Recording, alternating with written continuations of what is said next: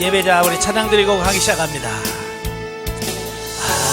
아무도 예배하지 않는 그곳에서 주를 예배하리라.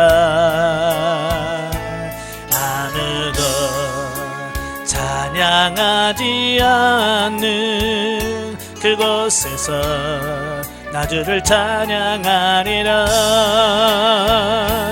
누구도 헌신하지 않는 그곳에서 주께 헌신하리라. 누구도 증거하지 않는 그곳에서 나 주를 증거하리라. 내가 받은 모든 땅 주를 예배하게 하소서. 주의 보혈로 덮어지게 하소서. 내가 선 이곳 주의 거룩한 곳 되게 하소서. 주의 향기로 문을 들이소서. 아멘. 기도하겠습니다. 은혜로우신 아버지 감사합니다. 오늘도 우리를 사랑하셔서 훈련이랑 소리 인도하시고 마태복음의 말씀을 같이 상고하게 하셔서 감사합니다. 오늘도 말씀 날 때 그 말씀들이 살아있는 말씀이요 생명의 말씀이 되어 우리 영혼이 자라고 성장하는 성숙해지는 역사가 있도록 도와주옵소서. 시종을 주님께 맡겨오며 예수님의 이름으로 감사하며 기도합나이다. 아멘. 예, 이 시간에 우리 마태복음 교재 102페이지입니다. 102페이지 보시면 마태복음 21장이 나오게 되어지는데요. 자, 21장의 내용이 뭐냐면 예루살렘 승리의 입성과 성전 정화 및 정치 종교 지도자들과의 논쟁에 대한 부분이에요. 1절부터 11절까지 보면 예수님께서 이제 예루살렘으로 입성하시는 그 내용이 나와요. 예수님께서 3년 반의 공생애를 하시거든요.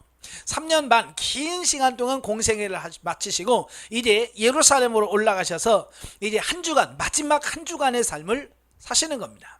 근데요, 마태복음이 총 28장까지 있거든요. 28장까지 있는데 3년의 기록보다도 어찌 보면 한 주간의 기록이 굉장히 길어요. 그러니까 이 마지막 한 주간의 기간이 얼마나 우리에게 중요한지 이걸 우리에게 말씀해 주고 있죠. 예. 그래서 이제 보면은 이제 고난주간, 일명적으로 우리가 고난주간이라고 그러잖아요. 고난주간 한 주간 안에 일어난 사건입니다. 그 중에서 보면은 스가랴서 9장 9절의 예언의 성취대로 예수님께서 나귀를 타고 예루살렘 성으로 입성하는 자 이런 부분들을 보게 되어집니다. 자, 여기서 아무도 예수님한테 예수님 올라가서 십자가 져야 됩니다, 아무도 그런 말 하지 않았어요. 그죠? 막 제자들이 울면서 예수님이 죽어야 우리가 삽니다 안 했어요. 그렇죠? 근데 예수님은 뭐요? 스스로 올라가신다는 거예요. 이게 참 중요한 거거든요. 지금 예루살렘에 올라가면 죽어요. 예수님 몰라서 올라간 게 아니잖아요. 알잖아요. 알면서도 어때요? 그것이 인류를 살리는 그 유일한 길이라는 걸 예수님도 아시기 때문에 어때요? 고난의 자리로 들어가는 겁니다. 이게 정말 중요한 거예요. 오늘 우리도 마찬가지예요. 사람들이 제일 싫어하는 게 뭐냐? 고생한다. 그거 다 싫어요. 그죠? 그 이후에, 고생 이후에 하나님께서 얼마나 은혜를 주시고 복을 주실 것인가 생각 안 해요. 당장 힘든 것만 생각을 해요. 예수님은 어때요? 그 십자가의 고난을 길을 가셔야 모든 인류를 구원할 수 있고 그 하나님의 구속사가 성취된다는 걸 아시기 때문에 스스로 고난의 자리에 들어가는 거예요. 여러분이 영적으로 성장한다는 게 뭐냐면 고난의 자리를 쏙쏙 미꾸라지 빠지는 게 아니요. 아시겠죠? 하나님 오늘 어디 가야 편할까요? 어디로 갈까요? 인도해 주세요. 이래서 성령이도 이건 아닌 거예요. 정말 내가 오늘 고난을 받고 내가 힘들다 할지라도 주님께서 가기를 원하시면 가는 거예요. 이게 예수님께서 저와 여러분들에게 본을 보여주신 거예요. 그래서 예수님께서 나귀를 타고 올라가시거든요. 스가랴서 9장 9절에 그가 겸손하여 나귀를 타고 들어가실 것이다 하는 말씀이 있거든요. 그 말씀을 성취하기 위해서 나귀를 타고 가요. 나귀는 그때 당시 정말로 사람들이 타고 다니는 짐승 중에서 제일 급이 낮은 요즘으로는 우리가 차를 타고 다니는데 차 중에서 제일 낮은 경차 급이 낮은 그 차를 의미하는 거야. 예. 왜냐? 예수님께서 스스로 겸손한, 자, 이걸 말씀해 주고 있습니다. 그래서 예수님께서 나귀를 타고 예루살렘에 입성하심으로써 이제 내가 누구냐, 예수님 자신을 스스로 공개한 겁니다. 내가 바로 성경에서 예언한, 하나님께서 구약에서 예언한 그 메시아다라고 하는 사실을 나귀를 타고 입성하심으로 이제 만민에게 다 공개적으로 보여주시는 어떤 이런 부분들을 보게 되어집니다. 자, 그 다음에 12절부터 17절까지면 예수님께서 입성하셔서 둘째 날, 둘째 날, 그 고난주간의 둘째 날, 지금 우리나라로 우리가 지키는 거면 월요일 날입니다. 월요일 날에 예수님께서 성전에 들어가셨어요. 성전에 들어가 보니까 완전히 엉망인 거예요. 거기 보면 뭐 양 파는데 소 파는데부터 돈 받고 주고 막 비둘기 파는 이 장사꾼들이 막 성전 안에 꽉 차서 이거 뭐 성전인지 시장인지 뭐 이거 분간이 안 될 만큼. 그래 예수님께서 분노하셨습니다. 그래서 노끈으로 채찍을 만들어서 다 상을 엎어버리고요, 막 다 비둘기 날려버리고요, 사람들 내어 쫓아버렸어요. 자, 여기서 우리가 이제 중요한 것이 뭐냐면 예수님도 화내셨어요. 그러니까 화내는 게 중요한 게 아니라 죄가 아니에요. 무엇 때문에 화내느냐? 사실 우리가 화를 내야 될 때 화를 내지 않는 것이 이것도 죄거든요. 예수님은 평상시는 자기 욕해도 뭐 화는 안 냅니다. 심지어 자기 뺨을 때려도요 욕 안 해요, 예수님은. 근데 진리, 하나님의 법에서 벗어나면 예수님은 분노하시는. 그러니까 성전이 성전답지 않으니까 예수님께서 분노하시고, 돈 바꾸는 일과 비둘기 파는 것을 다 내어 쫓아버리시는 이런 부분들을 보게 됩니다. 그러니까 육신의 감정으로 행하면 안 돼요. 우리가 보통 막 교회에서 막 성질 내잖아요. 영의 감정이에요? 육의 감정이에요? 자기 혈기 못 이겨갖고 막 성질 못 이겨갖고 막 씩씩거리잖아요. 이건 죄예요. 그러나 성경에서 아니라고 했을 때 그걸 분을 내셔야 돼요. 예를 들어서 이런 거야. 자, 교회에다가 강대상에다 불상 하나 딱 세워놓고 오늘부터 이 불상에다 예배 드린다. 그러면 여러분 어떻게 해야 돼? 아이고 목사님이 그러시니까 뭐 아이고 맞겠죠 뭐 아멘. 그러면 안 돼. 이건 죄예요. 그건 동참하는 거예요. 그럴 때는 아닙니다. 이건 그럴 수 없습니다 라고 담대하게 하고 그 불상을 내가 던져버릴 수 있는, 이게 예수님의 그 분노거든요. 우리가 그런 의분, 공의로운 성품, 이것이 중요하다라는 겁니다. 그러면 왜 성전에서 비둘기 팔고 뭘 돈 받고 주고 왜 그러냐면 사실은 이스라엘이 좀 멀잖아요. 그러니까 하나님 성전에서 제사 드리려면 자기 고향에서 염소 끌고 양 끌고 오려면 얼마나 힘들어요. 그죠? 먼 거리에서 사람 걸어와도 힘든데, 그래서 그 사람들의 편의를 위해서 거기서 자기 고향에서 염소나 양을 팔아. 그 돈을 가지고 와요. 돈을 가지고 와서 예루살렘에서 사서 드리면 쉽잖아요. 그래서 편의를 제공하기 위해서 그렇게 한 거예요. 얼마나 좋았습니까? 근데 문제는 뭐냐면 그걸 이용해 먹는단 말이에요. 이권이라고 하는 거죠. 이권이라고 하는 것은 뭐냐면 돈을 남길 수 있는 그 특권인 거예요. 그러니까 성전에서 주변에서 팔면서 우리도 여름이나 이런 데 보면 계곡에 가면 바가지 씌우잖아요. 그죠? 이게 또 이 사람들이 바가지를 씌우는 겁니다. 그러니까 예를 들어서 염소가 한 마리에 다른 데서는 10만 원이다. 여기서 20만 원씩 파는 거야. 그죠? 그리고 또 이걸 또 제사장들과 나눠요. 제사장들하고 이거 또 얼마 벌었으니까 이거 떼서 이렇게 상납한단 말이에요. 제사장도 돈 벌고. 그러니까 굳이 그걸 말릴 이유가 없어. 왜? 돈 생기는데. 그죠? 또 그래서 다른 데서 가져오면 제사장들이 퇴짜를 해요. 그러니까 집에서 기른 거 가져가면 트집을 잡아서 이건 흠이 있어, 나 안 된다, 저기서 사와라, 이건 안 돼. 그래서 꼭 거기서 사와야 이걸 꼭 제사를 드릴 수 있게 만들거든요. 왜? 다 돈하고 연결되니까. 그러니까 그런 모습이 예수님께서 보실 때 처음에 그 5대 제사를 하나님께서 만드시고 그 제사를 드리겠다는 그 본질하고 너무 다른 거예요. 아시겠죠? 그래서 예수님께서 분노하시는 겁니다. 그래서 그들을 다 내어 쫓아버리는 겁니다. 예. 지금도 마찬가지예요. 교회에서도 이 돈하고 연결되면 꼭 문제가 생기는 겁니다. 그죠? 그래서 저도 이제 뭐 예전에 보면 교회에서 여전도에서 뭐 떼어서 팔고 뭐 이렇게 하다 보면 꼭 문제가 생겨요. 그래서 저는 그런 거 하지 마라. 예. 저는 그런 거 하지 마라. 교회는 기도하고 예배 드리는 거고, 너무 좋은 거 있으면 그냥 사서 이렇게 자기들끼리 이렇게 나누는 건 괜찮다. 예. 그러나 그거 가지고 이익을 챙겨서 뭐 재정에다 이렇게 넣는다든지 이런 건 하지 마라 그래. 왜? 돈이 있는 곳은 항상 문제가 생기기 때문에 그래. 그 저도 그래요. 시골에서 뭐 물건 좀 팔아달라고 그래요. 뭐 저 형님도 농사 짓기 때문에 뭐 콩도 팔아줘라, 뭐 어디도 팔아주라 그럽니다. 그러면 저는 뭐냐면 그냥 연결만 시켜주는 거예요. 내가 돈을 받고 뭐 남기고 그런 거 없어요. 어떤 분은 그래요. 아, 목사님 거기다 뭐 5천 원만이라도 남기시죠. 난 그런 거 없어요. 나 그런 거 돈 벌려고 하는 게 아니라 편의를 서로가 좋잖아요. 농사 짓는 사람은 팔아서 좋고, 사는 사람은 싸게 좋은 거 사서 좋고, 그러니 그 역할만 하는 거지. 내가 중간에 껴가지고 예를 들어서 8만 원에 줘, 나는 10만 원에 팔고 2만 원 남겨, 이건 아닌 거예요. 목회자가 할 일은 아니에요.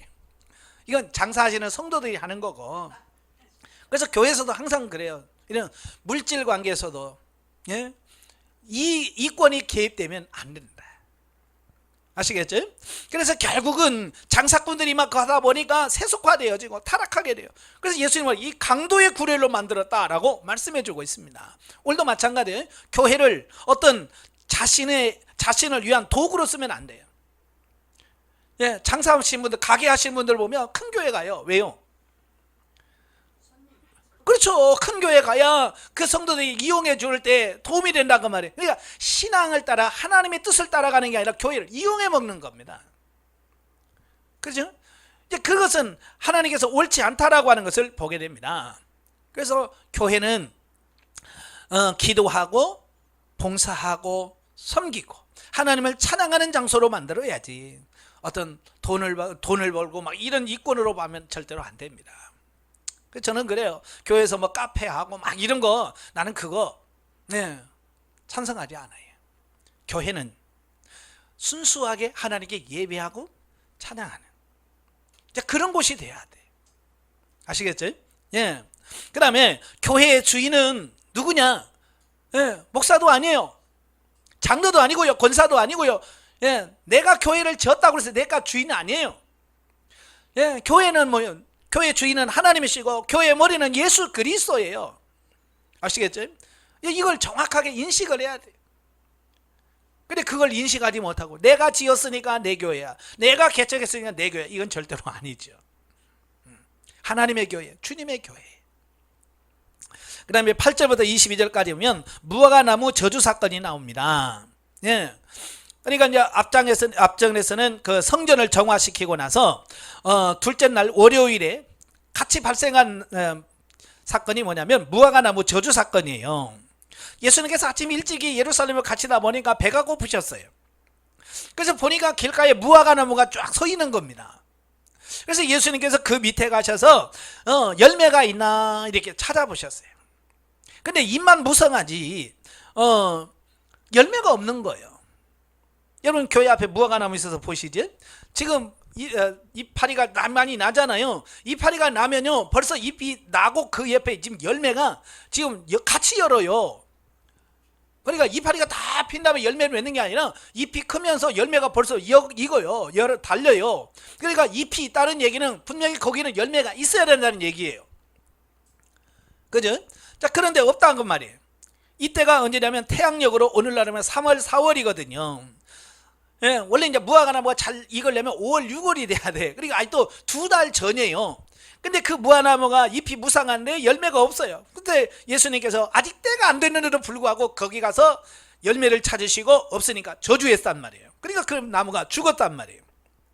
많은 분들이 아니 때도 아닌데 가서 열매 찾고 그렇다고 저주해서 나무를 죽이냐 라고 이렇게 비판하시는 분도 계시는데요. 예수님께서 왜 그러셨냐면 물론 배도 고프셨지만 예수님께서는 그 행위를 통해서 상징적으로 보여주려고 하시는 의미가 있었어요.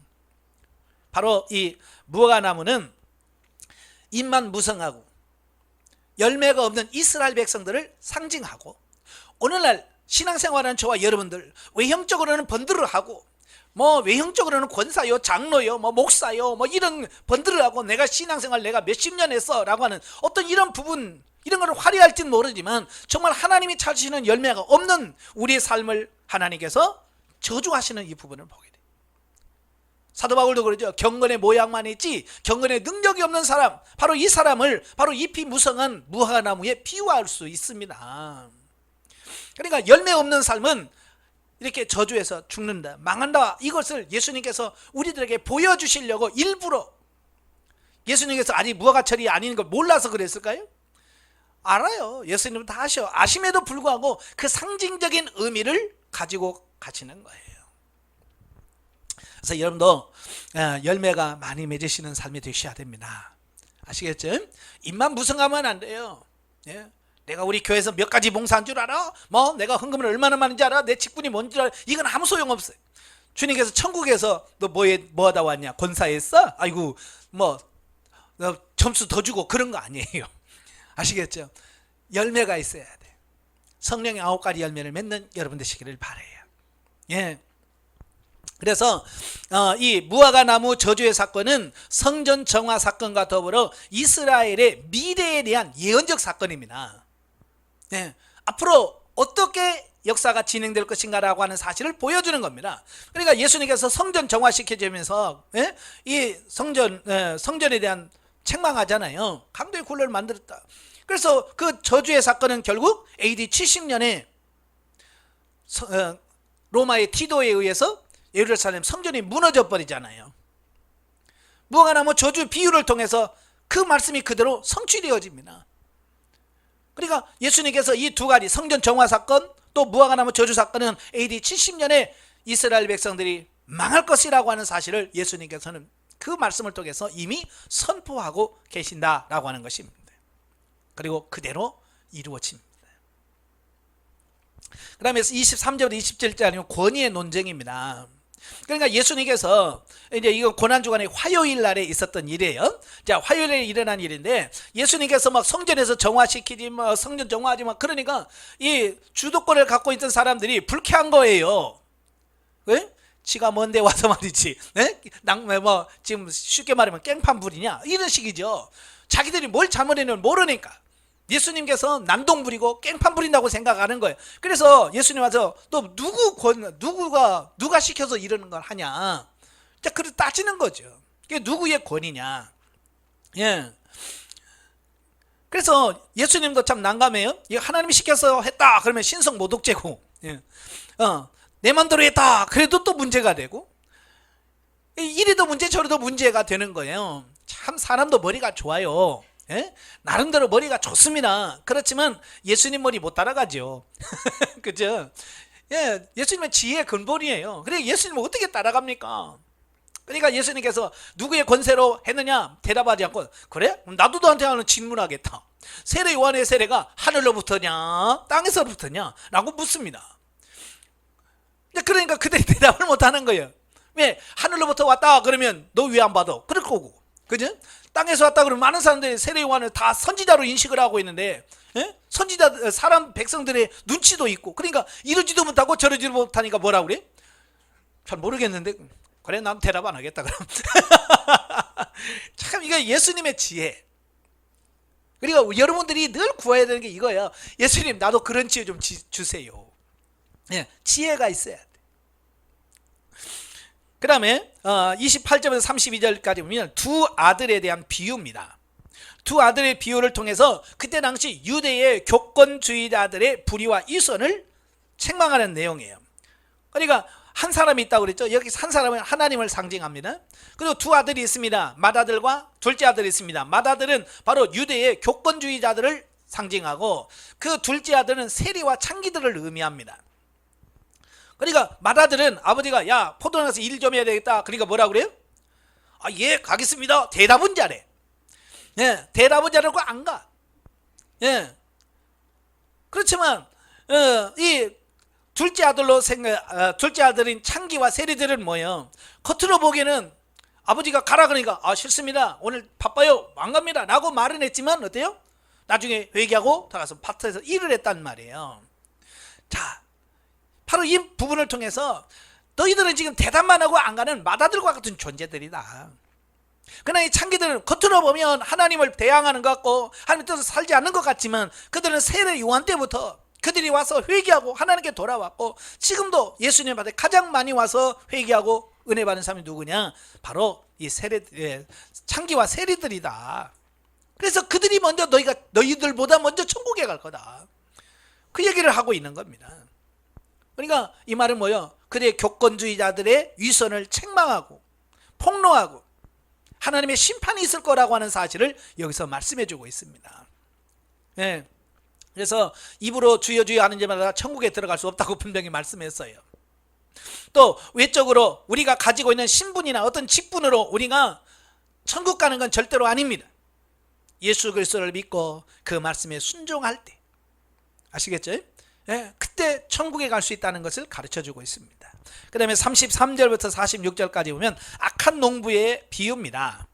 그러니까 앞에 말한 두 아들의 비유는 유대의 교권자들이 하나님의 말씀에 불순종한 소극적인 측면의 죄악을 지적하고 있다면, 여기서 말하는 악한 농부의 비유는 이제 하나님을 대적하는 적극적인 죄악들을 지적을 하고 있습니다. 그러니까 소극적으로는 불순종하는 거예요. 하나님 말씀 안 듣는 거죠. 그러나 적극적으로는 뭐냐? 하나님께서 보낸 선지자들을 죽이고 심지어 하나님께서 구세주로 보낸 메시아까지 죽이는 그들의 죄악을 여기서 그대로 보여주고 있습니다. 그래서 결국 하나님의 축복이 이방인에게 넘어갈 수밖에 없는 그 이유를 여기서 말씀해 주고 있는 겁니다. 왜 하나님께서 이스라엘을 선택했지만 이스라엘을 버리고 왜 이방인을 통해서 하나님의 나라를 세울 수밖에 없는지 그분을 설명해 주고 있어요. 그러니까 여기서 하나님께서 우리를 구원해 주시고 구원을 해 주셔도 우리가 하나님을 배척하면 믿지 않으면 구원에 이를 수 없다는 것을 말씀해 주고 있고요. 복음을 믿고 받아들이고 순종하는 사람만 구원받을 수 있다는 진리를 여기서 가르쳐 주고 있습니다. 자, 영적이에 보죠. 자, 12, 13절에서 예수님께서 성전을 정결케 하신 내용이 나오는데요. 영적인 의미로 우리의 영과 혼과 몸이 진리로 거룩하게 세워져서 삼일체 하나님의 정결한 성전이 되어야 함을 말씀합니다. 예, 우리의 몸이 욕망을 채우는 것이 아니라 하나님의 뜻을 알고 행하는 거룩한 성전이 되어야 됩니다. 아시겠죠? 우리 몸이 이제 성전입니다. 그래서 여러분들이 육신의 욕망을 따라 살지 말고 하나님의 뜻에 순종해서 하나님의 뜻을 이루는 여러분이 되셔야 돼요.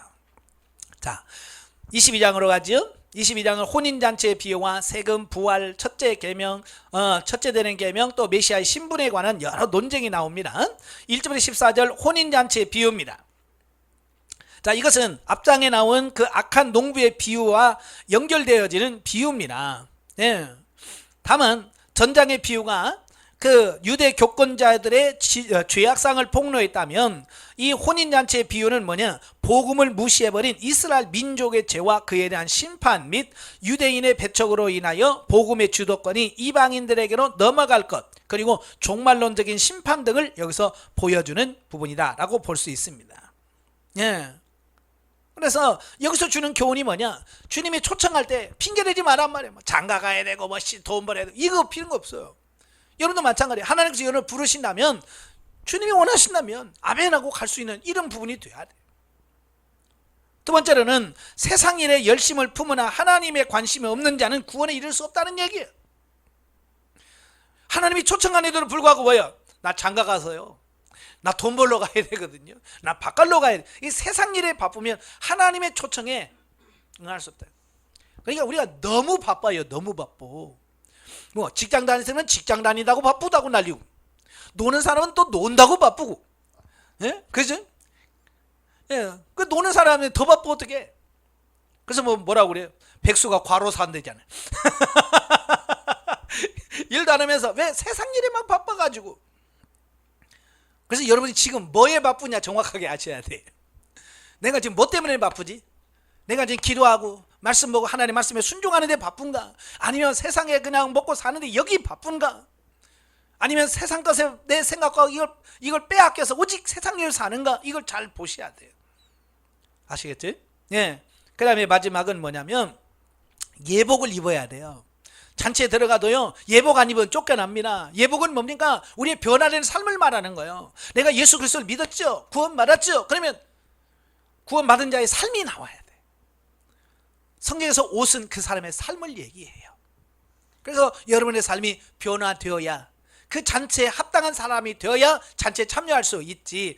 거기에 들어가도 합당하지 않으면 저는 내가 쫓으라, 바깥 어두운 데 내가 쫓으라고 말합니다. 예, 그래서 여러분의 삶이 매일같이 변화되어야 된다는 거 꼭 기억하시면 좋겠고요. 그 다음에 15절부터 22절까지면 납세에 대한 논쟁입니다. 지금도 이 납세 문제가 굉장히 예민한 문제예요. 가끔 오면 뭐 386 뭐 세금 안 내는 사람 막 집에 쳐들어가서 압수하고 이런 거 가끔 TV에 보여주잖아요.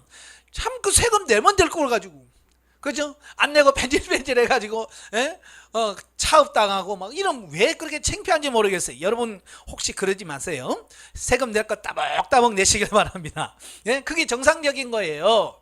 예. 이때 당시도 로마의 속국이었기 때문에 유대인들에게서는 이 세금 문제가 굉장히 예민한 문제예요. 그래서 정통 유대인들은 세금 내지 마라, 그 다 로마의 세속 나라에 가는 거니까 될 수 있으면 세금을 내지 마라.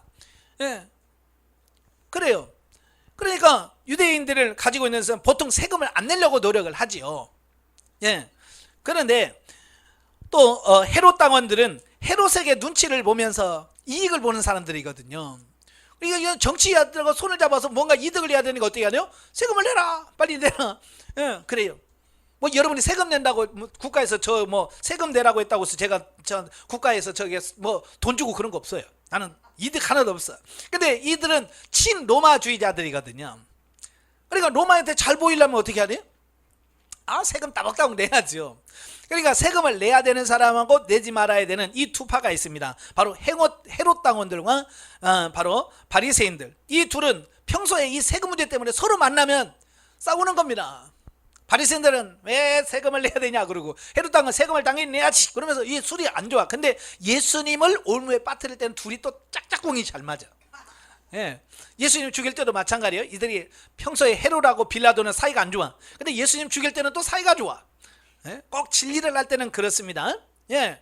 그러니까 예수님도 내라 그러면 바리새인들이 들고 일어날 거고, 내지 마라 그러면 헤롯 당원들이 이건 로마에 반대하는 이런 세력이다. 그래서 또 로마에서 탄압이 들어올 거고, 예수님도 이러지도 못하고 저러지도 못하는 어떤 또 그런 상황이에요.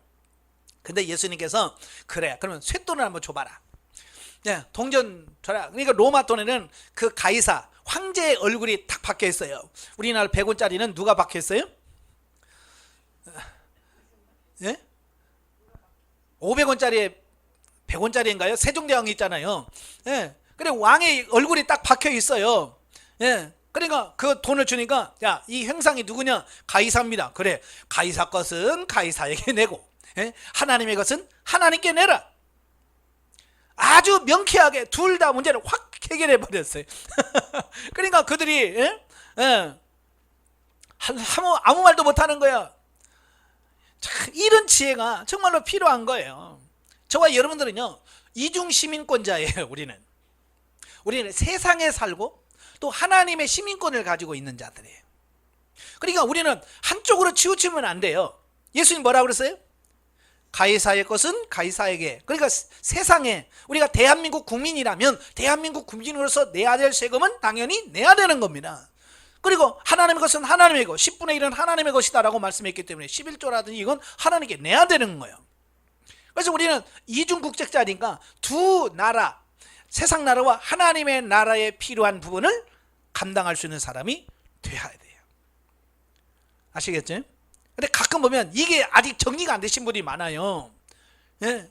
그래서 세상에 세금은 잘 내도 11조 안 내는 사람이 있고, 어떤 사람은 11조는 내도 세상 거 떼먹는 사람이 있고, 그렇습니다. 이건 아닌 거예요. 둘 다 잘하셔야 돼요. 왜냐하면 우리는 육신을 입고 있기 때문에 그래요. 나중에 여러분 천국 가서 이제 세상에 세금 낼 일 없습니다. 돌아가신 분한테 가서 세금 거두러 안 가.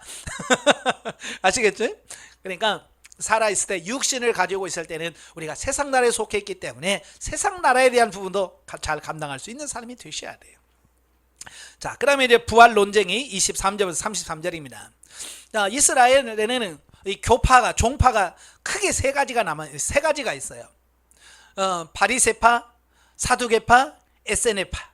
근데 에세네파는 주로 이제 산속에 들어가서 자기들끼리 이런 생활을 하기 때문에 성경에는 별로 안 나옵니다. 바로 이제 세례 요한이 바로 에센파거든요. 그 다음에 많이 성경에 많이 나오는 게 사두개파하고 바리새파죠. 예, 사두개파들은 제사장들을 중심으로 이루어진 파예요. 그 다음에 바리새파들은 일반 사람들을 중심으로 세워진 종파들이에요. 그러다 보니까 이런 부분들이 서로 주장하는 부분들이 좀 달라요. 그래서 이 사두개파들은요, 제사장 출신임에도 불구하고 영적인 존재하고 천국 이런 걸 부인해요. 안 믿어요. 왜냐하면 이들은 모세 오경만 믿거든요. 모세 오경만 성경이에요. 그 외에는 여호수아나 이런 거 성경으로 인정을 안 합니다. 그러니까 모세 오경에는 부활에 대한 말이 없잖아요. 그죠? 그러니까 그들은 부활 같은 거 성경이 없다. 안 믿는 겁니다. 영혼 문제 없어. 이런 거 안 믿는 거예요. 이들은 이성주의예요. 머리로 이해가 되어야 믿는 거죠. 예, 그래서 그들이 부활을 안 믿으니까 예수를 어떻게 한번 이걸 해봐야 되겠네. 뭘로 할까? 그러다 보니까 자기들은 부활을 안 믿거든요. 그러니까 그때 당시 이스라엘의 계대 결혼이라고 하는 그 풍습을 가지고 예수님에 질문하는 겁니다. 어떤 집에 7형제가 있다. 근데 마지가 결혼했는데 애도 못 낳고 그냥 죽었다. 그래서 둘째가 형수하고 결혼해서 있는데 또 애는 못 낳고 죽었다. 셋째가 애 있는데 이 말째까지 다 이 한 여자하고 결혼했다. 자, 나중에 다 부활해서 천국 갔다. 누구 아내가 되냐? 그런 질문이죠. 굉장히 머리로 보면 그럴 수 있죠. 여러분도 그런 생각 안 들어요? 그 말만 들으면 글쎄 누구 아내가 될까? 그렇게 생각할 거예요. 근데 예수님께서 뭐라고 말하냐면, 너희가 성경을 몰라서 오해했구나. 그러는 게, 이들 누구요? 제사장들이에요. 네, 지도자들이에요. 근데 예수님 뭐라고 그래요? 너 성경 몰라서 성경을 모르는구나. 그래서 너희가 오해했다라고 그들의 무지를 책망합니다. 그래서 뭐라고 그래요? 하나님의 나라는 이건 시집가고 장가가는 게 없다. 여자 남자 이런 게 없다라는 겁니다. 우리가 이 땅에 있는 동안에는 생육하고 번성해야 되니까 남자가 있어야 되고 여자가 있어야 돼요. 그죠? 그러나 천국은 어떤 생식적으로 거기서는 애 낳아서 천국을 하는 게 아니라 이 땅에서 예수 믿고 구원받은 사람들이 가서 나를 이루는 나라예요. 그러니까 거기서는 더 이상 애기 낳고 이런 키울 그런 게 없어요. 필요가 없어요. 그래서 천국에는 시집가고 장가가는 게 없습니다. 이 땅에서만 생육하고 번성해야 되니까 시집가고 장가가고 이런 게 필요하지만 천국은 그런 거 없습니다. 네. 그러니까 이걸 통해서 우리가 깨달을 게 뭐냐면, 사람의 머리는 한계가 있는데 이 사람의 머리를 가지고 자꾸 성경을 재단하면 안 돼요. 예, 그죠? 그래서 이 칸트가 그러죠. 순수 이성 비판이라고 그래요.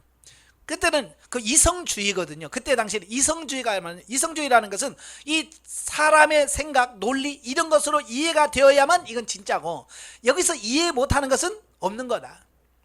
그래서 하나님도, 하나님의 존재라는 것도 우리 이성으로 여기서 맞아 라고 이게 돼야 되는데, 이 하나님의 존재가 이성으로 이해가 안 되는 거야. 그러니까 많은 사람들이 하나님의 존재는 없어.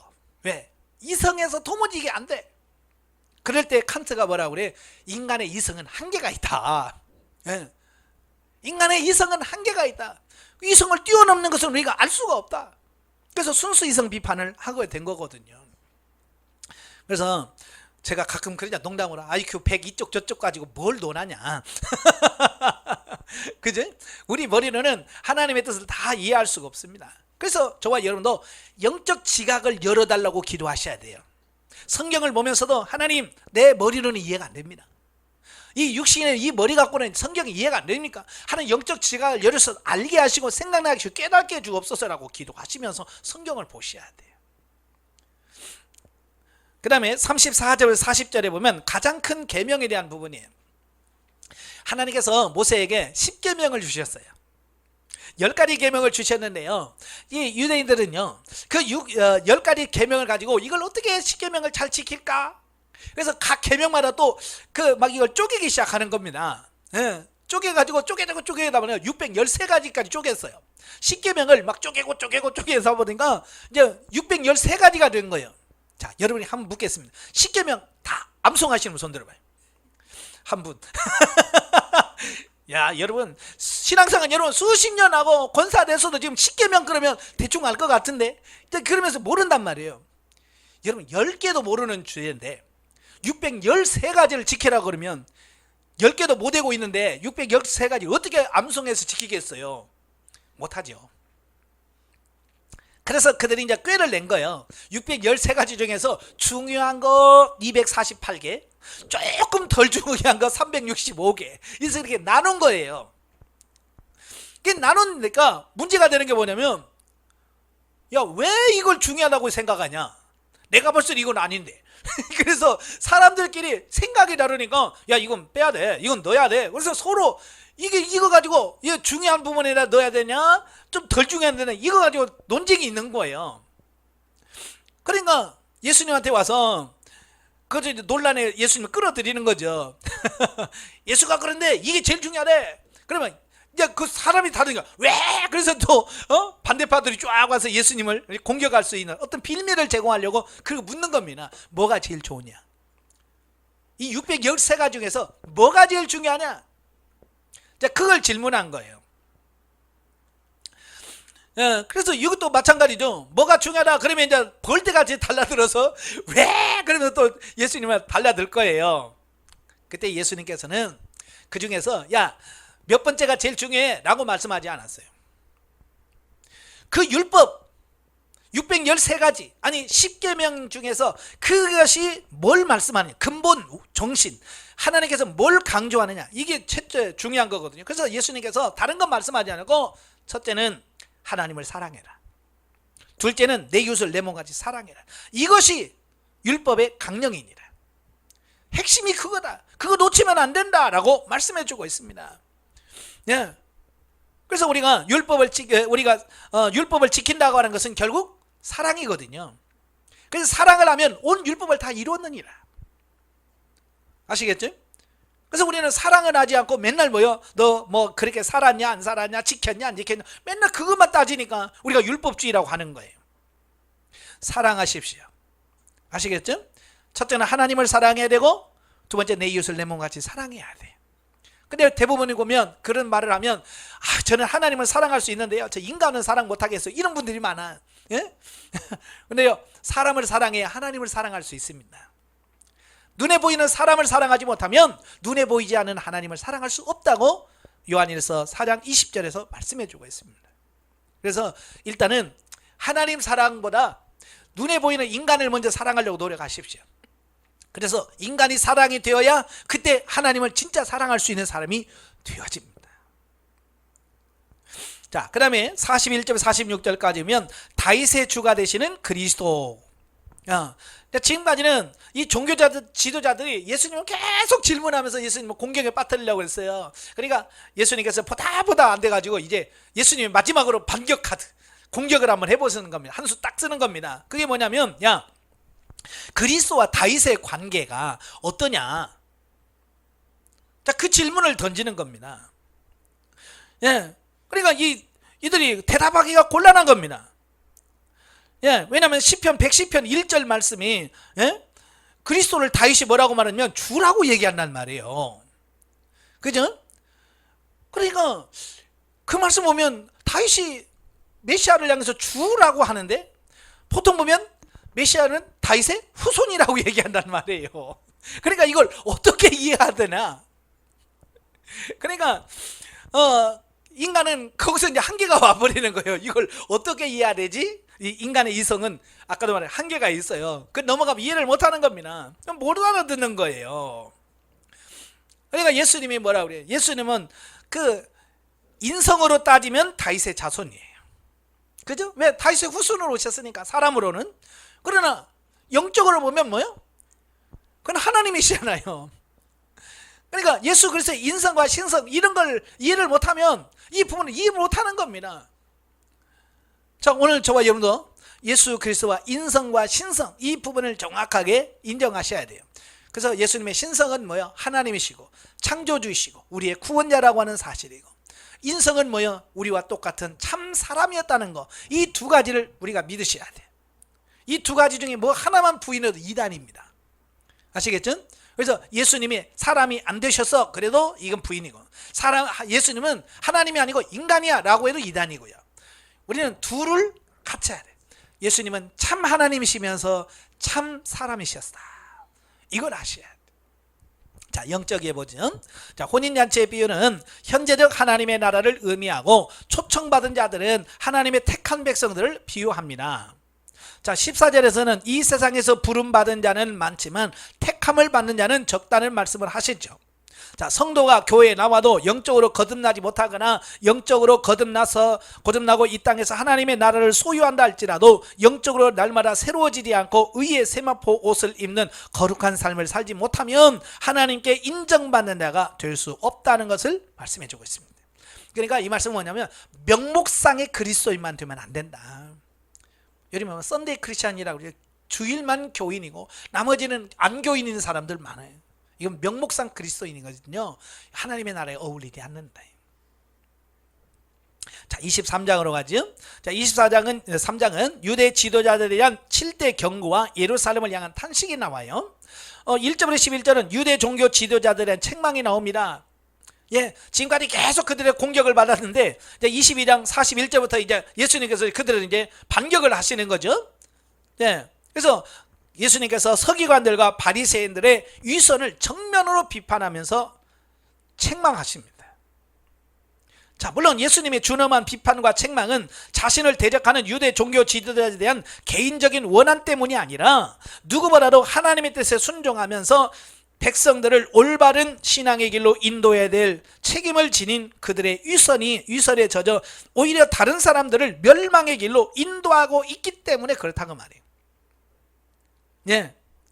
그래서 그들 뭐라고 그래? 너희는 천국으로, 너희도 천국 못 가면서 심지어 다른 사람은 천국 가는 길까지 막는다고 말이에요.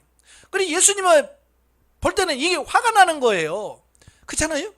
아니, 자기만 그냥 죄 짓고 지옥 가면 끝날 것을 왜 자기도 못 가고 다른 사람은 못 가게, 나 못 가, 이렇게 막냐 이거예요. 그래서 예수님께서 그들을 비판한 거지. 네가 나 공격했어? 그래, 너 한번 당해봐. 예수님은 그런 개인적 감정으로 하는 게 아니에요. 영의 문제를 가지고 지금 예수님께서 의분을 품는 거예요. 아까 성전 정화 때도 마찬가지로 지금 여기서도 왜 예수님께서 바리새인을 책망하냐면 바로 그 영혼 때문에 그러는 거예요. 그래서 예수님께서 책망하시는데 첫째, 언행의 불일치라는 겁니다. 언행의 불일치라는 것은 말하고 삶이 안 맞다는 겁니다. 자, 여러분도 마찬가지예요. 우리는요, 말로 내 신앙을 입증하는 것이 아니에요. 그냥 내가 뭐 어때가 저쩌고 뭘 했고 이걸로 내 신앙과 내 믿음이 이만큼 커, 그걸 증명할 수가 없어. 그건 말이에요. 뭘로 증명할 수 있어요? 삶으로. 그러니까 그의 삶을 보면 진짜구나 가짜구나 이게 나오는 겁니다. 말을 얼마나 잘하는 가 중요한 거 아니에요.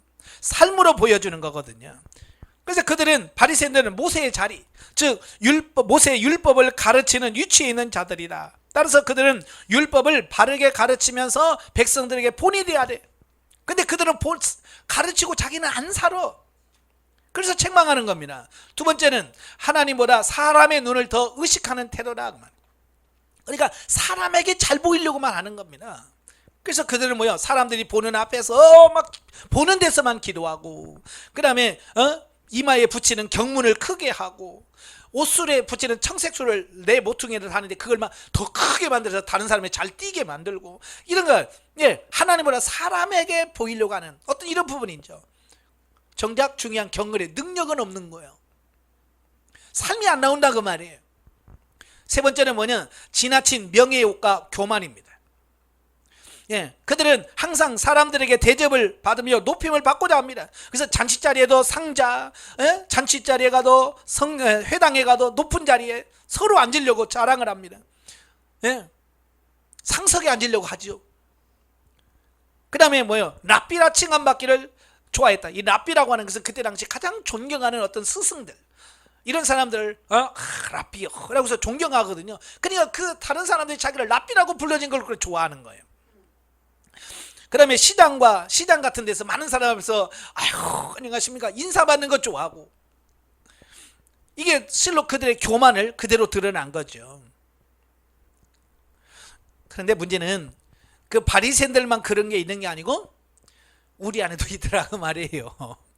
그죠? 누가 여러분 아이고 권사님 뭐 좋아요? 기분 나빠요? 기분 나쁘죠? 근데 옆에서 권사가 말이지 그러면 기분 좋아요 나빠요? 누가 나를 깔면 기분 나쁘죠? 그쵸? 그래 나를 좁혀주고 아주 훌륭하신 분이라고 하면 기분 좋잖아요. 다 그런 속성을 가지고 있어요. 저도 마찬가지예요. 예. 근데 거기에 놀아나면 안 된다 그 말이에요. 예. 아시겠죠? 아까 말했죠. 사람이 얼마나 높여주냐 이게 중요한 게 아니에요. 하나님이 인정하느냐 이게 중요한 거예요. 세상에서 그냥 욕해라. 그렇다고서 세상 사람 무시하라는 말은 절대로 아닙니다. 가끔 보면 세상 사람들을 너무 무시하는 경우들이 많이 있어요. 니들이 뭐 해든지 말든지 나는 내 방식대로 산다. 이것도 아닙니다. 예? 분명하게 우리가 하나님의 말씀대로 살아야 돼. 내가 하나님의 말씀대로 살지만 살 때 세상 사람들이 종말할 때는 우리가 그건 지켜야 돼요. 왜? 성경의 말씀이 진리니까 그 말씀대로 살아야 되는 거야. 그러나 고집, 아집, 자기 어떤 그런 생각에 싹 사로잡혀서 자기에만 이게 갇히면 안 됩니다. 아시겠죠? 근데 가끔 그런 분들이 너무 많아요. 자기 생각에 완전 갇혀가지고 사람들이 뭐라고 하든지 말든지 신경 전혀 안 쓰는 사람들이 많거든요. 자, 그래서 백성들에게 바리새인들에게 교만과 외식을 본받지 말고 겸손한 자세로 서로 섬겨라 라고 예수님께서 말씀하시는 겁니다. 자, 그 다음에 13절 36절까지면 7가지의 저주가 나옵니다.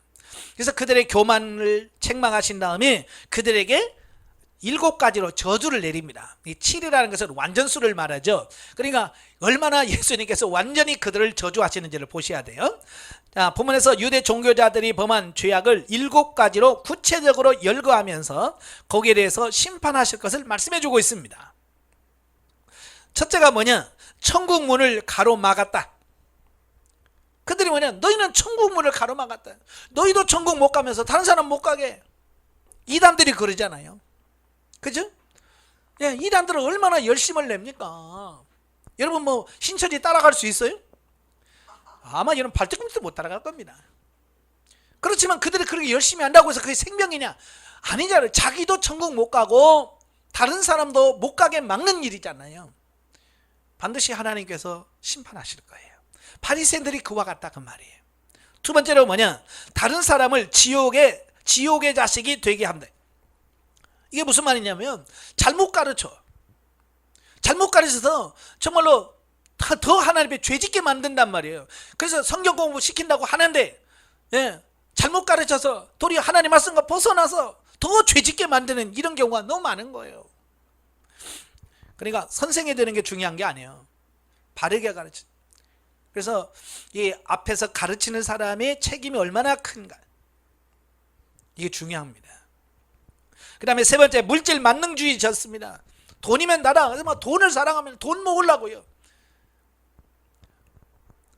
왜냐하면 그들이 돈을 좋아했던 이유는 뭐냐면 그들이 가지고 있던 잘못된 사상에서 나온 거예요. 그 잘못된 사상이 뭐냐면 물질 중심적 신앙관이에요. 이게 뭐냐면 돈을 많이 갖는 것은 하나님이 나를 사랑하는 거다.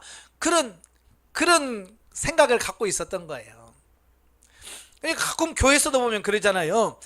어떤 분이 저한테 그러더라고요. 뭐 장로 임직 가고 나서 3년 내에 부자 안 되면 이건 잘못 받은 거다. 뭐 그런 얘기를 하더라고요. 제가 그래서 막 따졌어요. 성경 어디 있냐고. 내가 목사인데 내가 지금까지 목회하면서 성경 보았는데 내 성경에는 그런 말 없더라. 내가 그랬어요. 왜냐면 이게 잘못된 신앙관이 박혔어요. 돈을 많이 벌고 부자가 되어야 하나님의 사랑을 받는다. 이 유대인들이 가지고 있는 사고를 지금도 교회 안에 많은 목회자들이나 평신들이 갖고 있다고 말이에요.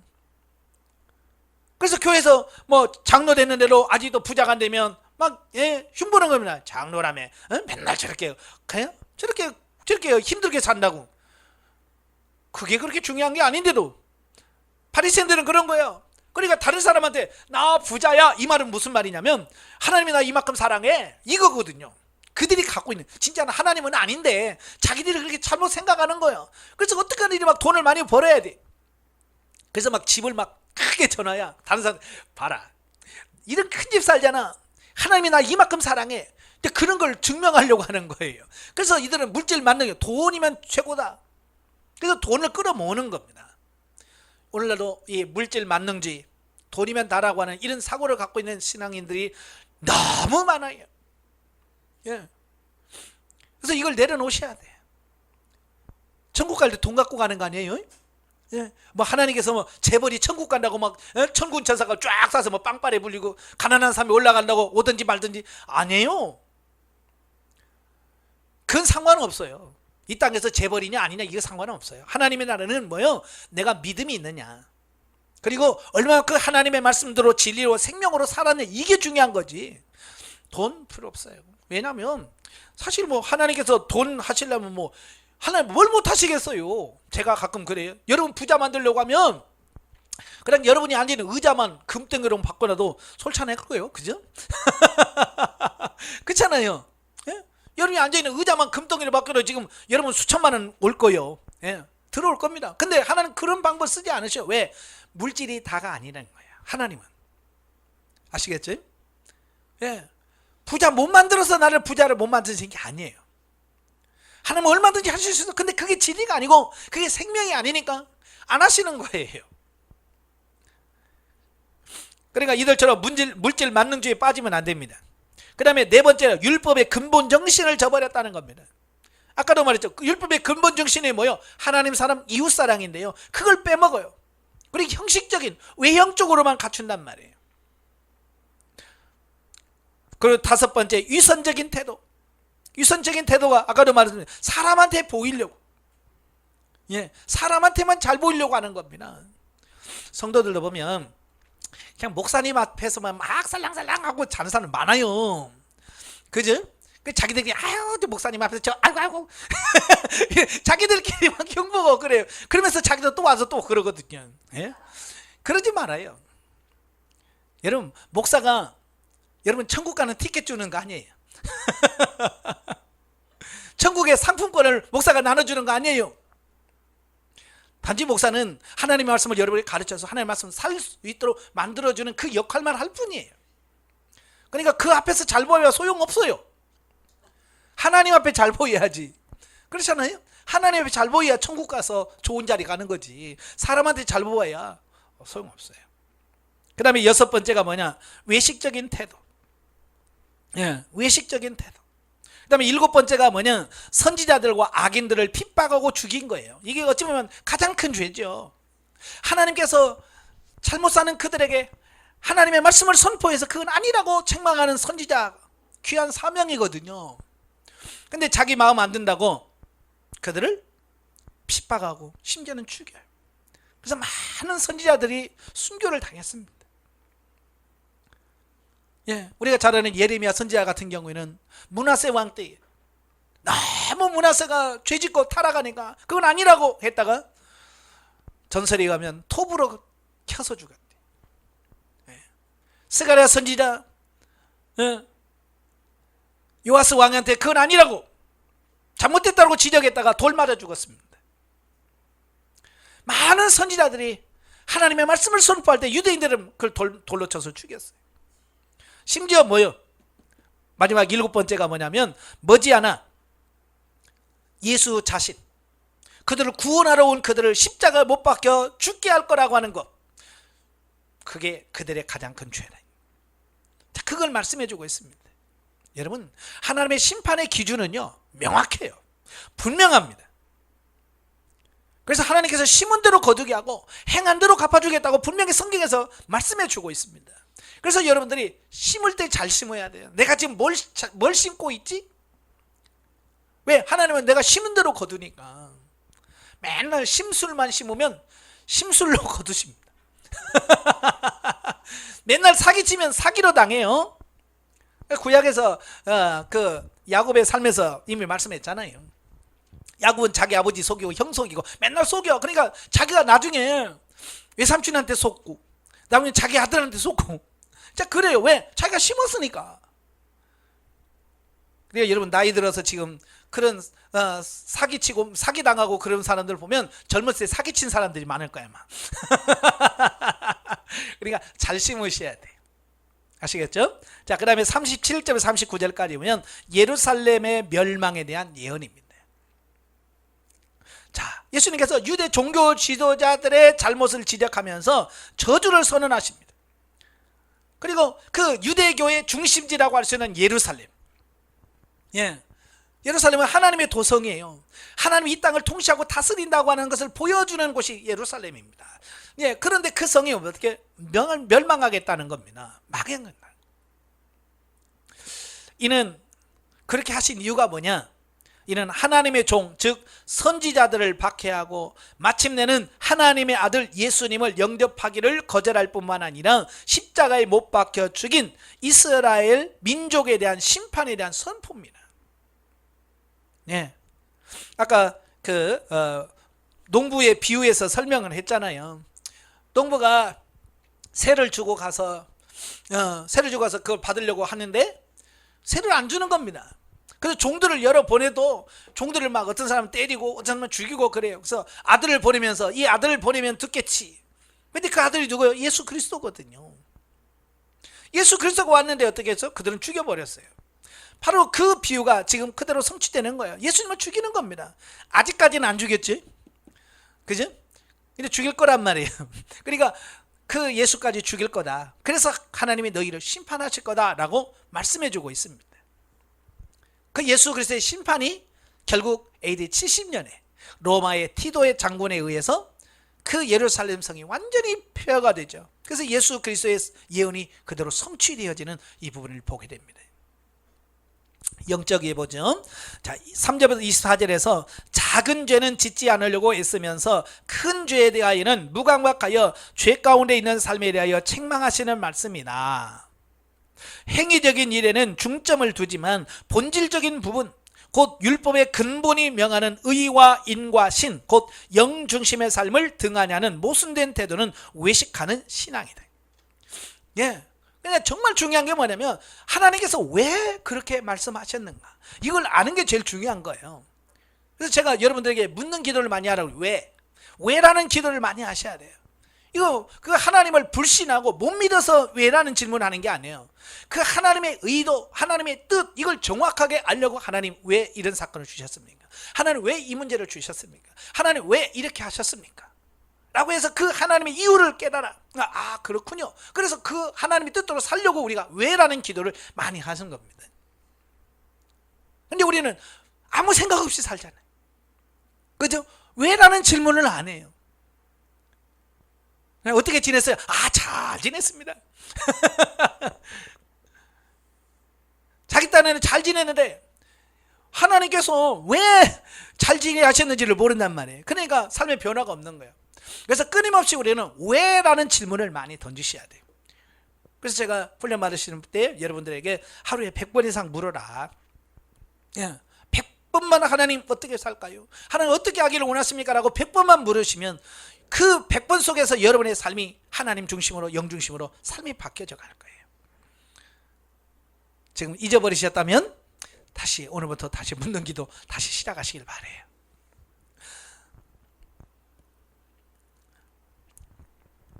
자, 외식하는 자들의 삶은 외적인 행위를 볼 때 거룩해 보이지만 그 속은 죄가 가득하다. 우리에게도 외적으로 드러나지 않고 내면에 감춰진 죄의 부분들이 있는지 말씀에 붙여 점검하고 오히려 성령의 다스림을 받아야 할 것이다. 네? 우리도 외적으로 많이 보이게 살 때가 많지요. 그렇죠? 근데 하나님께서는 우리를 외모로 보지 않는다고 분명히 말씀합니다. 왜 하나님 우리 외모를 보지 아니하시고 우리 중심 영을 본대요. 그래서 잘 사셔야 됩니다. 자, 24장은 말세의 징조와 재림에 대한 예언들이라고 할 수 있는데요. 1절과 2절은 예루살렘 성전 파괴에 대한 예언입니다. 앞장에서 이미 예루살렘 멸망에 대한 말씀을 하셨죠. 자, 그 말씀과 연결되어서 도둑과 강도의 구렬이 되어버린 예루살렘 성전에 대한 파멸 예언이지요. 예. 이건 오늘날 저와 여러분이 이제 성전이잖아요. 예. 저와 여러분이 성전인데 우리가 성전의 기능을 상실하면 우리도 이걸 무너진다는 것을 보여주는 겁니다. 아시겠죠? 그래서 고린도전서 3장 16절 6장 19절에 보면 성전을 더럽히는 자는 하나님께서 반드시 그를 심판하실 거라고 말씀합니다. 오늘 저와 여러분이 가진 이 몸을 죄를 짓는데 이 몸을 쓰면 이건 성전을 더럽히는 거예요. 아시겠죠? 그래서 여러분은 성전으로서 기능을 잘 감당하시길 바라고요. 3절에서 14절에 보면 종말의 여러 징조들에서 말씀을 합니다. 예수님께서 예루살렘 멸망을 선포하시고 나서 감람산에 올라가셨어요. 감람산에 올라가면요 예루살렘이 쫙 보입니다. 예루살렘 성 전체가 쫙 보여요. 그러니까 예루살렘이 다 보이는 그 가운데서 제자들에게 설교를 하시죠. 거기서 뭔 설교하냐? 세상의 종말과 그리스도의 재림에 관한 교훈으로 이루어져 있기 때문에 요한계시록과 더불어 기독교 종말의 중요한 골격을 형성하면 물론 소계시록이라고도 불린다. 마태복음 24장은 소계시록, 종말에 관한 말씀이다 라는 거죠. 본문에서 그 말세의 정조가 아니고 징조입니다. 징조 4가지를 지시하고 있습니다. 그게 뭐냐? 첫째는 거짓 선지자들의 출현과 미혹입니다. 그러니까 말세가 되면 이단자들이 막 드글드글 할 거라는 거예요. 득세할 거라는 거예요. 오늘날도 어때요? 지금 정통교회는 다 잠자고 있고요. 이단들만 지금 난리 났습니다. 자, 이런 걸 보면서 말세가 오긴 왔구나. 때를 알아라고 말이에요. 그 다음에 두 번째는 뭐예요? 전쟁과 기근과 지진 현상이 일어납니다. 지금 예전에 저희 어렸을 때마다 지진 별로, 그죠? 근데 지금은 어때요? 우리나라도 지진 안전국이 아닙니다. 지진이 계속 일어나고 있습니다. 전 세계적으로 그래요. 전쟁 이렇게 21세기 하지만 지금 언제 터질지 모릅니다. 중국하고 미국하고 언제 터질지 모르고, 이스라엘하고 이란하고 어떻게 터질지 모르고 지금 어떤 상황인지 모릅니다. 지금 하나님께서 지금 바람을 잡고 있어서 그렇지 이것만 놓으면 그냥 언제 붙을지 모르는 상황이에요. 그래서 세 번째, 세상의 성도들에 대한 박해 및 거짓 선지자들의 출현과 불법의 성행과, 넷째, 모든 민족에게 복음이 전파되는 등이다. 이 4가지가 말세에 대한 현상입니다. 근데 지금 거짓 선지자 출현 성취됐죠? 그 다음에 기근과 지진 이런 거 현상들 지금 많이 일어나고 있습니다. 지금 세 번째, 성도들에 대한 박해. 이건 아직 그렇게 많지는 않아요. 지금도 교회에 박해를 당하지만 마지막 이건 7년 대환란 때에 이래 엄청나게 교회가 핍박받을 것에 대한 부분이, 이건 아직 미성취된 부분이에요. 지금은 조금씩 성취가 되고요. 마지막은 이제 셋째와 넷째는 이제 마지막 세상 종말 후기에 일어날 일들이다라고 보실 수 있습니다. 그러니까 이런 걸 보면서 우리가 지금 말세가 다가오고 있구나, 이걸 눈치를 채란 말이에요. 다음에 15절부터 28절까지 마지막 대환란 보면은 세상 종말이 있게 될 대환란의 참혹에 대한 예언으로서 종말의 때에 성도들이 어떤 태도를 살아야 될 것인가 라고 하는 것을 보게 됩니다. 그래서 하나님께서 그 택한 백성들을 위하여 환란의 때를 감하실 것이라고 하는 말씀을 합니다. 그러니까 7년 대환란 중에서 후 3년 반 때 엄청난 환란이 옵니다. 그 환란 때 하나님께서 그 환란의 시기를 이렇게 이렇게 감아주지 않으면 우리는 그 환란에 통과할 수가 없어요. 그래서 하나님께서 이 환란 7년 환란 후 3년 반 때 엄청난 핍박을 하실 때 하나님께서 우리를 구원하시기 위해서 그 환란의 시기를 줄여줄 것이다 라고 말씀해 주고 있습니다. 그래서 성도들로 하여금 종말의 때에 일어날 일들로 인하여 두려움에 빠져서 믿음을 저버리지 않도록 하기 위한 목적에서 주어졌다라고 하는 겁니다.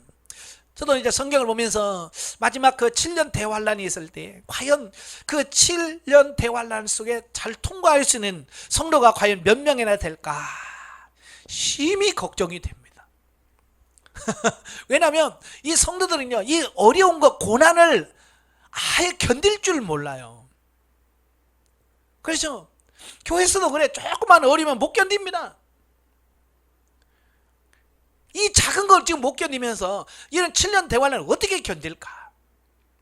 왜 하나님께서 우리를 사랑한다면서 왜 사랑하는 자들에게 고난을 주시고 자꾸 어려움을 주시냐면 바로 이 7년 대환란을 통과할 수 있는 뭐랄까 맷집, 이걸 기르기 위한 거예요. 예전에 제가 군대 생활할 때마다 맞았어요. 선배들한테요 많이 맞았어요. 그래도요 그 한 대 맞았다고요 뭐 자살하거나 그런 사람 없어요. 왜냐면 군대 가기 전에 이미 많이 맞았거든요. 그죠? 저희가 뭐 초등학교 때부터 숙제 안 했다고 맞지, 공부 못 했다고 맞지. 우리 중학교 때는 수학 선생님 한 문제 틀리면 한 대씩이야. 그래 많이 맞다 보니까 군대 가서 맞아도 뭐 늘상 맞았던 거라서 뭐 아유 좀 더 세구나 그 정도지 뭐. 그거 말고 아 내가 인생을 못 살겠다 맞아가지고 이래고 이래서 뭐 인생 포기 안 하지 않잖아요. 근데 요즘은 뭐요? 누구한테 맞아봤어야지. 그죠? 집에서 뭐 아버지한테 맞아봤겠어요? 학교 가서 못 맞아서 요즘 맞았다가는 난리 나죠. 네? 그 때려도 된다는 말이 아니라 환란을 경험해보질 않은 세대. 그러니까 군대 가서 좀 선배한테 욕 얻어먹었다고 자살해버리잖아요. 왜? 그걸 못 견디는 겁니다. 그걸 어떻게 나한테 강아지 새끼라고 했다고. 그렇게 욕하면 안 됩니다. 근데 뭐냐면 너무 이게 환란과 어려움을 겪어보지 않았기 때문에 조그마한 것도 못 견디는 어떤 그런 걸 제가 말씀하려고 하는 거예요.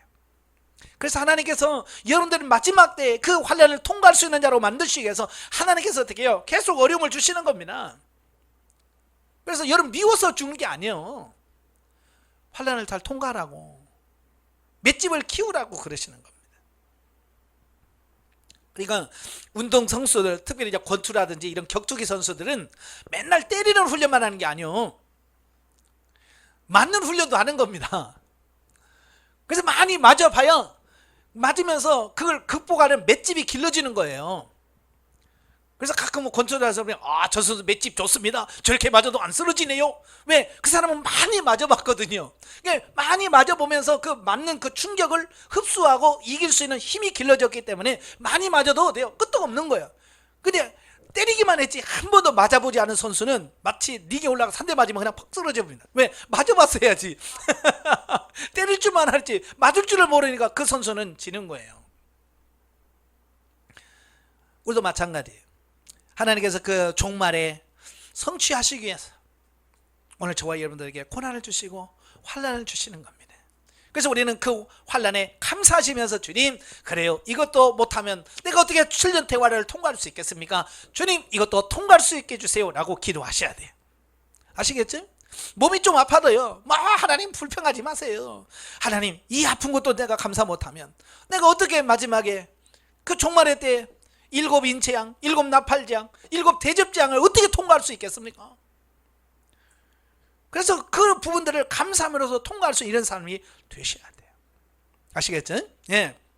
그래서 이 본서의 예언들은 복합성을 지닌 바 본문은 대환란 역시 종말에 있을 대환란에 관한 예언이냐 예루살렘 멸망 때 있을 상황에 대한 예언으로서 1차 성취는 AD 70년에 예수님 말씀대로 그대로 성취가 됩니다. 그리고 그걸로 끝나는 것이 아니라 이것은 예수님이 말씀하신 그 마지막 2차 성취 종말의 7년 대환란 때에 임할 수 있는 이런 종말의 어려움을 말씀하고 있습니다. 그것도 2차 성취가 되어질 거예요. 자, 29절부터 31절까지 보면 그리스도의 재림과 관련된 상황. 자, 보면은 그리스도의 재림 때에는 천지가 개벽하게 될 것이라는 사실을 말씀해 주고 있습니다. 예, 그러니까 지금 여러분이 보는 이 세상이 그대로 이어지는 거 아닙니다.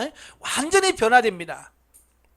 그리스도께서는 초림 때의 초라하고 비천한 모습과는 달리 큰 영광, 능력과 영광 가운데 구름을 타고 모든 사람이 볼 수 있도록 공개적으로 오시게 될 것을 보여주고 있습니다.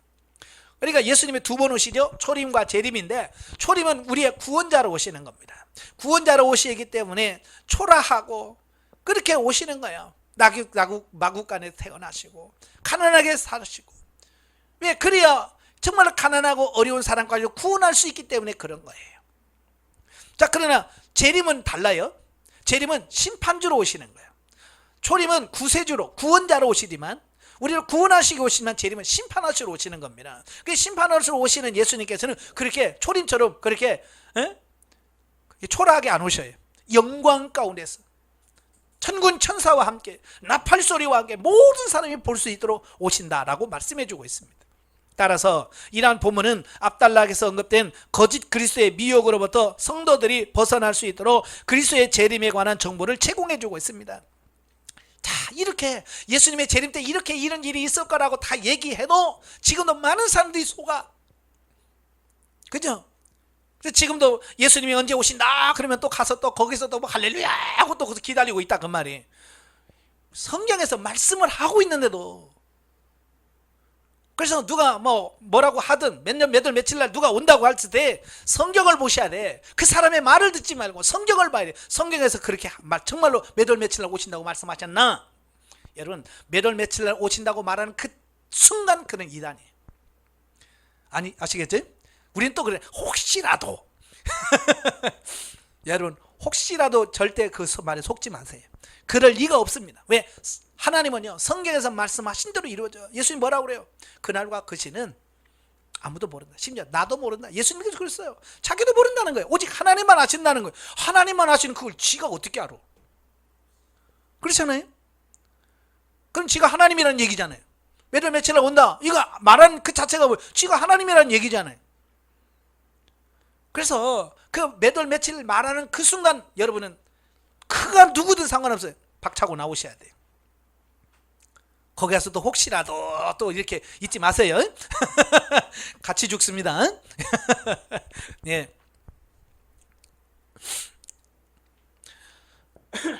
사실 예나 지금이나 많은 사람들이 자칭 그리스도라고 주장하며 또한 많은 사람들이 그리스도가 여기 있다 저기 있다고 주장할 거라고 말씀해 주고 있습니다. 지금도 그래요. 예. 지금도 신천지 이만희가 예? 지가 이긴 자라고 그러고 보혜사라고 그러고 예? 또 안상홍은 지가 하나님이라고 했다가 죽었잖아요. 부활한다고 그래서 썩었잖아요. 예? 그러니까 또 이번에는 또 뭐요? 그의 부인이 지가 또 하나님이라고 했잖아. 그래서 뭐라고 그래요? 어찌 남자만 하나님이냐? 여자 하나님 없냐? 그래서 하나님 어머니라고 불러라. 그러잖아. 참 이런 인간들이 많단 말이야. 그런 걸 보면서 때가 많이 됐구나. 근데 문제는 그 밑에서 속아서 그죠? 내일 모레 죽을 이만희 앞에 가서 구세주라고 그러고 이 사람은 안 죽을 거라고 제가 예언합니다. 죽습니다. 반드시 죽어요.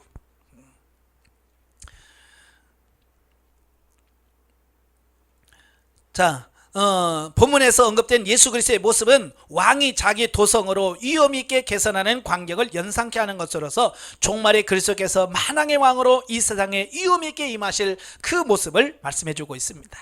자, 32절부터 51절까지 보면 그리스도의 재림 시기에 관한 교훈입니다. 그러면 언제 예수님이 오실까라고 하는 시기를 말씀해 주고 있는데요. 자, 재림의 시기에서는 무화과 나무의 비유, 또 노아 때의 노아 때, 또 집주인의 비유, 또 두 종의 비유 등을 통해서 이걸 다 말씀해 주고 있습니다. 근데 이걸 또 문자적으로 받아들이면 안 돼요. 특별히 이제 무화과나무 비유를 통해서 무화과나무는 이스라엘을 상징한다. 그러니까 무화과나무가 잎이 폈다 이 말은 이스라엘의 독립을 의미한다. 그래서 1948년 5월 달에 이스라엘이 독립을 했거든요. 2000년 동안 나라 없다가 우리나라보다 3년 뒤에 독립을 했어요. 그러니까 많은 사람들이 봐라 무화과나무 잎이 폈다 이제 그렇게 주장을 하는 겁니다. 그래서 세대주의자들, 특히 세대주의자들이 바로 이스라엘의 독립은 곧 무화과나무 폈다는 거고 이제 주님이 오실 날이 다가왔다. 그래서 보통 한 세대, 이 세대가 가기 전에 내가 다시 오리라 그랬거든요. 예수님께서. 그러니까 그 세대, 그러니까 세대는 보통 30년이거든요. 그러니까 1948년 플러스 30년 하면 1910 몇 년도에 예수님 오신다 주장을 많이 한 이유가 바로 그거예요. 계산적으로, 문자적으로 이렇게 계산해 보니까 요때쯤이야 라고 주장을 합니다. 그래서 많은 사람들이 예수님이 그때쯤 오실 거라고 주장을 많이 했어요. 우리나라에서도 1980 몇 년도에 오신다고 큰 교회, 제일 큰 교회 목사님이 1984년인가요? 30년 오신다고 주장했어요. 뻥이었잖아요. 또 이장님이가 1992년 10월 28일 온다고 또 그랬다가 또 뻥쳤잖아요. 사단들은요, 그 날짜를 자꾸 그러는, 날짜에 속으시면 안 된다고 분명히 말씀드렸어요. 예. 날짜를 맞추는 그 순간은 알 수가 없어요. 그러니까 이 비유들은 뭐냐면 예수님의 재림의 시기에 불예측성을 얘기하고 있는 거예요. 불예측성이라는 것은 예수님이 언제 오실지 이건 아무도 모른다. 예, 이건 아무도 모른다는 걸 예수님께서 거듭거듭 말씀하는 거예요. 왜? 그렇게 말해도 똑같고 그런 사람이 나올 거라는 걸 예수님이 아신 거야. 그래서 미리 이런 건 절대로 아는 게 아니다. 중요한 게 뭐냐? 재림의 시기가 언제냐? 이걸 그걸 하지 말고 언제 오시더라도 주님을 맞이할 준비가 되어 있어야 된다. 그걸 예수님께서 말씀하려고 하는 거예요. 그래서 노아의 때라고 하는 것은 이미 예고됐잖아요. 노아 때 내가 홍수를 심판하겠다 예고했죠. 예수님도 그래서 내가 다시 오겠다 예고했잖아요. 노아 때가 되니까, 하나님의 때가 되니까 어때요? 방주 들어가. 그래서 들어가니까 하나님이 방주 문 닫으시고 비를 내서 심판하시잖아요. 예수님의 재림도 마찬가지예요. 언제인지는 모르지만 하나님께서 때가 되면 이제 저와 여러분이 만든 방주 안으로 들어가라고 할 거예요. 구원의 방주로 들어가라. 그 다음에 하나님이 심판하실 거예요. 그래서 지금 여러분은 뭐 하는가? 지금 여러분 단계는 뭐냐? 내가 들어갈 구원의 방주를 만드는, 그 구원의 방주가 뭐예요? 영적으로 변화되고 새로워져서 하나님 말씀도 사는 게 이거예요. 아시겠죠? 그래야 여러분이 진정한 구원에 이룰 수 있다는 걸 기억하시기를 바라요. 자, 또한 예수님께서 종말에 나타날 여러 징조에 대해서 말씀하셨다. 따라서 우리는 이러한 징조들을 통해서 그때를 분별할 수 있다. 그러니까 우리는 그런 여러 가지 정황들을 보면서 예수님이 말씀하신 때가 다가온 것 같다. 우리는 짐작은 할 수 있어요. 예수님께서 짐작할 수 있습니다. 분별은 할 수 있습니다. 다만 그 정확한 시기와 때는 아무도 알 수 없고 오직 하나님만 아신다. 이처럼 재림의 시기가 비밀에 감춰진 이유는 뭐냐? 두 가지 이유예요. 하나는 우리 믿는 성도들에게 항시 깨어 경성하기를 위함이다. 이게 악랄한 추리라 깨어있지. 만약에 예수님께서 몇 년 몇일 날 오신다, 만약에 주님이 말씀하시면 때 돌다가 그 전날에 주여 하고 있으면 되잖아. 그렇잖아요? 그러니까 예수는 그걸 원하지 않는단 말이에요. 언제 올지 모르니까 항상 깨어 있어야 돼. 하나님 원하는 게 그런 거예요. 그래서 항상 언제 올지 모르니까 항상 긴장하고 깨어 있어라. 이게 하나님의 우리에게 원하시는 방법이에요. 또 하나는 뭐냐? 주를 믿지 않는 자들에게 임박할 종말에 하나님의 심판을 피하지 못하게 함이에요. 그러니까 날짜를 몰라야 그들 예수 안 믿고 매 죄지는 사람이 구원 못 받잖아요. 근데 날짜를 알면 매 죄지다가 그 시간 딱 돼서 우리도 들어갈게요 들어버리면 안 되잖아요. 그죠? 그래서 하나님께서는 이 구원받을 자와 구원받지 못할 자를 명확하게 구분하고, 자, 그러기 위해서 알려주지 않는다, 그 말이에요. 자, 영적에 보죠. 본장에서 예루살렘의 멸망과 종말에 대한 말씀을 통해서 종말론적인 바른 신앙 태도를 가질 것을 말씀합니다. 저와 여러분들이 어떻게 종말을 어떤 자세로 살아야 되는가, 이걸 예수님께서 말씀하시는 거예요. 자, 종말론적인 신앙이라는 것은 예수님의 재림을 준비하는 마음으로 하루의 삶을 부끄러움 없이 진리로 자신을 세우는 태도를 말합니다. 우리가 진리로 세워지고 영적으로 성숙하면 하나님이 하실 일을 깨닫고 미리 준비할 수 있도록 예비하신다. 자, 보시면 영적으로 깨어있는 사람은요, 하나님께서 항상 말씀하셔요. 소돔과 고모라성 멸망할 때도 영적으로 깨어있는 아브라함에게 내가 지금 소돔을 멸망시키러 간다. 깨어있는 아브라함은 알아. 노아도 마찬가지잖아요. 노아야, 세상이 너무 죄가 많아. 내가 세상을 심판하겠다. 너 방주 만들어라. 깨어있는 노아는 하나님의 음성을 듣습니다. 오늘 이 시대도 마찬가지예요. 영적으로 깨어있는 사람은 하나님께서 너 준비해라, 깨어있으라 라고 음성을 듣습니다. 그러나 깨어있지 못한 사람은 그 음성을 듣지 못하다가 죽을 거예요. 깨어있기를 바래. 자, 45절부터 51절에 보면 하나님 앞에서 착하고 충성된 종이 될 것을 말씀하고 있다. 하나님께서 우리에게 먼저 진리로 깨닫게 하신 것은 하나님의 택한 백성을 가르치고 깨우쳐서 함께 주 앞에서 옳게 세워지기 위함이다. 따라서 우리가 충성되고 지혜로운 종이 되어서 자신도 날마다 새로운 영의 양식을 먹고 진리로 든든히 서야 될 뿐만 아니라 때를 따라 양식을 이웃에게 나눠주는 사람이 되어야 됩니다. 이것은 무슨 말입니까? 여러분 스스로가 영적으로 바로 세워져서 여러분 영적 관리 잘 해야 되겠지만 여러분만이 아니라 이제 여러분이 든든하게 세워져서 다른 사람도 세울 수 있는 사람이 되어야 된다 그 말입니다. 아시겠죠? 이제 나만 천국 가고 나만 구원받으면 돼 그게 아니에요. 이제 하나님의 뜻은 다른 사람도 구원하게 하시는 하나님의 뜻이 있어요. 그래서 빨리 여러분이 세워지시기를 주님으로 축원합니다. 기도하겠습니다. 하나님 아버지, 하나님의 말씀은 진리입니다. 그래서 하나님의 말씀대로 반드시 성취되어진다는 사실을 보게 됩니다. 우리가 마지막 때에 우리가 정신을 차리고 근신하여 깨어 있어서 재림하시는 주님을 맞이할 수 있는 우리가 되어질 수 있도록 도와주옵소서. 예수님의 이름으로 감사하며 기도합나이다. 아멘. 하나님께 드립니다.